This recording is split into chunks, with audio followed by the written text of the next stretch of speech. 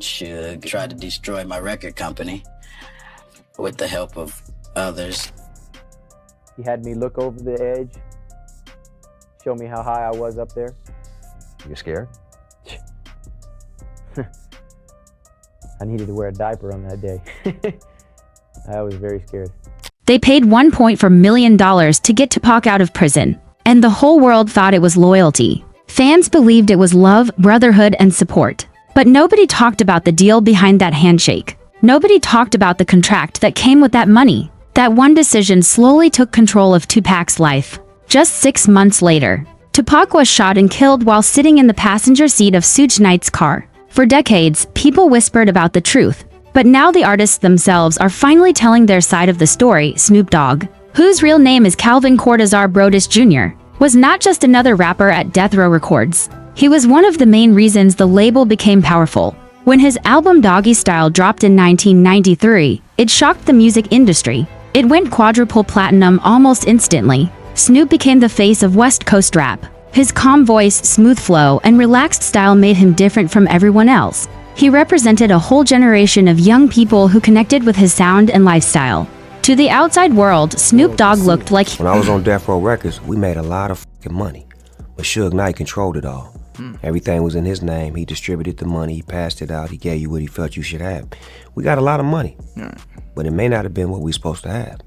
He was living the perfect life. He had money, fame, expensive cars, big houses, and constant media attention. Fans saw him on MTV and magazine covers and believed he had full control of his success. But behind the scenes, the reality at Death Row Records was very different. What looked like success was actually control, and what looked like freedom was really ownership by someone else. Snoop later explained that Death Row was never a true partnership. Artists did not own their music, their cars, or even their jewelry. Everything belonged to the label. Many artists believed they were rich, but in reality, they were dependent. Snoop once shared that he found out the truth during a traffic stop. Police told him the car he was driving was not registered in his name. That moment changed everything for him and made him realize how deep the control really was. Snoop accused Suge Knight of creating a toxic and paranoid environment. Artists were scared to speak up or question anything. People around the label lived in fear of being replaced, threatened, or silenced. Money was disappearing, contracts were unclear, and jealousy was constant. Like, I had that wanted to write, they seen him before I did. Right. I had to tell them, Talking about. let me holler. Right. So this is what I do. I say, when I finish with this little woo-wop I'm with, I'm gonna have my folks come down here and tell you what room I'm in. Constantly growing. Instead of building artists, the system... And the whole conversation is, I loved you. I could have saved you. I had nothing but love for you. And his conversation was, love you. I ain't got nothing but love for you.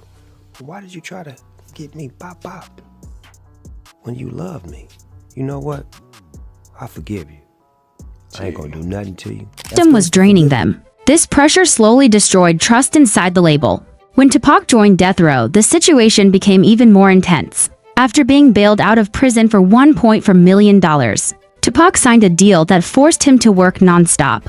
That money was not free help, it was an investment with expectations. Tupac was pushed to record multiple albums quickly. He was constantly in the studio, under pressure and surrounded by chaos. His anger, pain, and energy were used to fuel the label's success. Tupac quickly became the biggest star at Death Row Records. He was louder, more aggressive, and more visible than anyone else. This created tension and jealousy inside the label. Snoop later suggested that Suge Knight showed favoritism toward Tupac, which caused division among artists. The label was no longer united. It became a place filled with ego clashes, power struggles, and street politics. As violence increased, the environment became dangerous not just for careers, but for lives. Gang connections and street beefs mixed with business decisions. Snoop realized that staying at Death Row could cost him everything, including his life. In 1997, he made the decision. Drake was scared too. I mean, it was all those guys, you know, I look at their videos and all that shit, they was all scared. You know, can't none of them say they wasn't scared. My whole thing about it is, you can't treat your artists like that. Why is you getting down like that? Why is you putting the fear in these guys like that? They work for you. To leave the label. Walking away was not easy, but it was necessary for survival. After leaving Death Row, Snoop Dogg finally had the freedom to speak. Years later, he released diss tracks like Pimp Slapped in 2002, where he openly disrespected Suge Knight. He accused him of control, manipulation. You could walk in the door and get your ass whooped at death row. You could be sitting down and waiting to see Suge, and somebody come in, hide them, and they get their ass whooped. I mean, a lot of those guys that worked there was scared just to come to work because somebody might just come in here and whoop your ass. And financial abuse. This was not just music, it was frustration and pain coming out after years of silence. Snoop had been used, restricted, and held back, and now he was telling his truth, despite all the conflict. The most surprising part is that Snoop Dogg and Suge Knight eventually sat down and talked. Snoop later shared that they cleared their issues and found closure. This showed growth, maturity, and healing. But even though peace was made, the damage done during the death row era cannot be erased. Many artists suffered, and one of hip-hop's greatest legends lost his life. The story of Death Row Records is not just about music. It is a lesson about contracts, power, and trust. It shows how fame can hide control and how money can come with dangerous strings. Snoop Dogg survived because he saw the truth in time. Tupac did not get that chance. And that is why this story still matters today. Listen carefully, because this is not just a hip-hop story. This is a story about power, betrayal, respect, and forgiveness at the highest level of the music game. Imagine two legends standing on opposite sides of history. Years of anger, years of silence, years of shots fired through interviews, deals, and words. And then one moment where forgiveness shows up like a boss move. That right there, that's gangster forgiveness. Not fake peace, not smiling for cameras. Real forgiveness that only comes when you've already won. But don't get it twisted, the beef was real. Very real. This wasn't internet drama. This was money, legacy, and control. This was Death Row Records. When Snoop Dogg left Death Row Records, things were never the same again. At that time, Death Row wasn't just a label, it was a movement. It controlled the West Coast sound. It controlled culture. And Snoop was one of its biggest stars. But behind the scenes, the relationship between Snoop and Suge Knight was breaking down. Snoop felt used. He felt trapped. He felt like the business was not fair. Accusations started flying. Snoop spoke about exploitation. Suge responded with threats. The brotherhood was gone. What remained was tension that never truly disappeared. People thought time would heal everything. Years passed. Suge went to prison. Snoop built an empire. Different paths, different lives. But even with all that distance, the beef never fully died. It just stayed quiet, waiting for the right moment to speak again. And that moment came years later, in 2025, when Snoop Dogg did something nobody expected. He bought Death Row Records. Think about that for a second, the same label that once controlled him. The same place where he felt betrayed, the same brand linked forever to Suge Knight.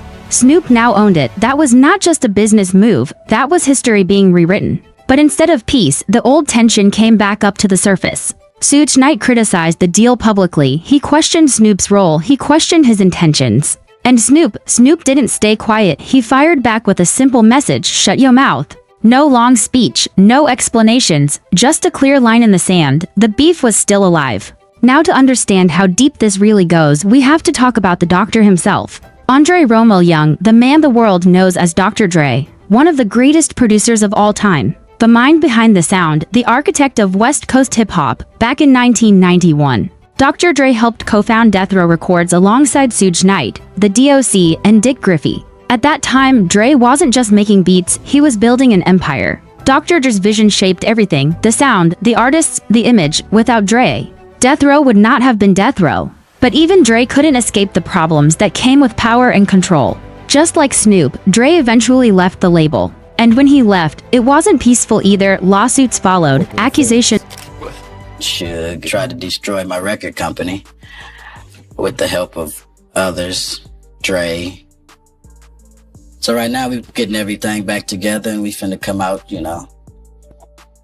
fully loaded. Followed, more beef, more broken relationships. So now you've got three legends tied together by one label. Suge Knight, the muscle; Dr. Dre, the brain; Snoop Dogg, the voice. All connected, all separated, all carrying the same history in different ways. Death Row Records wasn't just a company, it was a battlefield. What makes this story powerful is not the violence. So they got this new thing out that people sell them all the time. They got this stuff they get blood from somebody with AIDS, and then they shoot you with it. Oh, so well, that death seems don't happen. bad. You know, that's Yeah. a slow death. Yeah. An easy thing, you know what I mean? Violence or the drama. It's the growth. Snoop Dogg didn't buy death row to get revenge. He bought it to take control of his legacy, to clean the brand, to give it new life, to turn pain into ownership. That's a different level of gangster, not guns, not threats, ownership. And when people talk about forgiveness, they often misunderstand it. Forgiveness doesn't mean forgetting. It doesn't mean pretending nothing happened.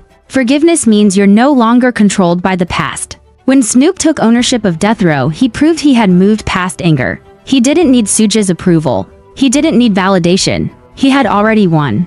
But still, the tension mattered, because it shows how deep scars can go. Even after decades, words still cut. Criticism still hurts. And respect is still demanded. The hip-hop industry is not just music, it's pride. It's survival. It's identity. Dr. Dre showed a similar evolution. After leaving death row, he built Aftermath. He discovered Eminem. He built billion-dollar deals. He didn't talk much about the past, he let success speak. That's another form of gang. I made a metamorphosis. I'm a new person today. Because I used to strongly and honestly, I feel like I could represent my generation so much because I honestly did not care whether I lived or died. But now, I cannot die with people thinking I'm or a criminal. I can't leave until this is straight. Gangster forgiveness. Quiet success. No explanations. Suge Knight, on the other hand, represents the old era. The raw power days. Fear-based leadership. Control through intimidation. That style doesn't survive forever. Times change. The game changes. And when the game changes, only those who adapt stay. I beg to differ. You know what I'm saying? I'm getting pimped. That's true. But just like how a woman would be, you know what I'm saying? Anybody to be pimped. You know, it's like, it's not that you get pimped, it's how long you get pimped. Even Pac Relevant. himself. This story teaches one major lesson. Power is temporary, but ownership is forever. Beef fades. Money talks. Legacy lasts. Snoop didn't erase death row's past. He accepted it, learned from it, and turned it into something new. That's growth. People love drama. They love beef. But the real viral moment is maturity. It's the glow up. It's watching someone rise above chaos and still win. That's why this story hits so hard. Because it's not about who shouted the loudest. It's about who lasted the longest. In the end, Death Row Records came full circle. Started with dreams. Destroyed by ego. Revived by wisdom. And right in the center of it all, Snoop Dogg, calm, patient, strategic. That's not weakness. That's power. So yeah, call it gangster forgiveness if you want. But really, it's gangster evolution. This story starts with power, fear, and reputation. Before we get into the real moment, you need to understand one thing. Power only works where people allow it to work. And this story proves that better than anything else. For years, one man moved like he owned every room he walked into. He was a businessman, a provocateur, and someone people feared. In Los Angeles, his name alone was enough to make grown men go silent. People believed he ran LA, and honestly, for a long time, it looked like he did. His crew moved with intimidation, pressure, and raw force. First time I met Suge Knight was at a restaurant in LA called Palm Restaurant. And I was sitting there eating a nice meal, and all of a sudden these huge guys who looked like a football team showed up. You know, it was very intimidating to see these guys. They were bigger than my bodyguards, you know, and a bunch of them. And they pretty much grabbed my bodyguard and pulled him out and sat down next to me right there and started talking to me. How you doing? Suge was Nobody wanted problems with them. Nobody wanted smoke. Most people folded before anything. Suge took me out on the balcony, started talking to me personally. On the balcony. High above, like 15 floors. He had me look over the edge, show me how high I was up there. You scared? I needed to wear a diaper on that day. I was very scared.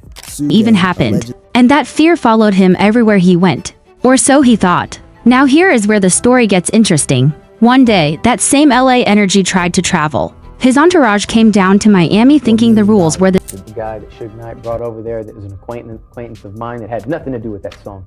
You signed over the rights? Signed over the rights to him so that Suge and them could get paid for it. So Mario Lavelle Johnson didn't write that song? No way. How much were those points worth? About $4 million, $3 million, anywhere between there. $3 to $4 million. And you just signed them? Signed them and walked away alive.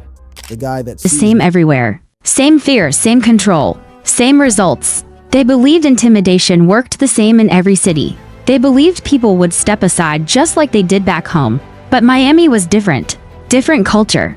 different mindset, different type of men, and most importantly, different rules. In Miami, there was another boss, another legend, someone who wasn't impressed by reputation alone, someone who didn't bow just because a name walked into the room. This man had built his own respect the hard way. Street respect, industry respect, real respect. When the LA crew tried to press him, tried to bring that same threatening energy, things did not go how they expected. Instead of fear, they met resistance. Instead of silence, they met action. According to the story, when the intimidation started, Luke's crew didn't back down. They didn't negotiate. They didn't run. They matched the energy. And allegedly, they beat them down. Yeah, you heard that right. For once, the people who had been dishing out fear for years finally received it. Same energy. Same pressure. Just a different city. This moment mattered more than people realize. Because it exposed something important. That so-called untouchable power had limits. It worked in places where people were scared. It worked where no one wanted problems. But when it ran into real ones, people who were willing to stand their ground, suddenly that power didn't look so strong anymore. Word traveled fast after that. The industry started whispering. People started realizing that this man wasn't a monster everywhere. He wasn't unbeatable. He wasn't invincible. His power depended on fear, and fear disappears when someone refuses to be scared. Luke earned massive respect after that moment. Not because he talked big, but because he stood firm. This wasn't just a street situation. This was a lesson. Different cities have different rules. You can't take one city's reputation and expect it to work everywhere. Miami wasn't LA, and the outcome proved it. From that day on, people looked at things differently. They understood that intimidation only works on people who allow it. When you meet someone who matches your energy, everything changes. Suddenly the bully isn't so loud. Suddenly the threat isn't so scary. This story still hits hard because it reminds us of something real. Power without resistance looks unstoppable. But real strength shows when someone finally pushes back. And when that happened in Miami, the balance shifted. So now I want to hear from you. Which part of this story hit you the hardest? Was it the fact that fear controls people? Or was it the moment when that fear finally broke? Drop your thoughts in the comments. And if you want more wild hip-hop stories like this, tap the cards on the screen right now. Trust me, you don't want to miss what's coming next.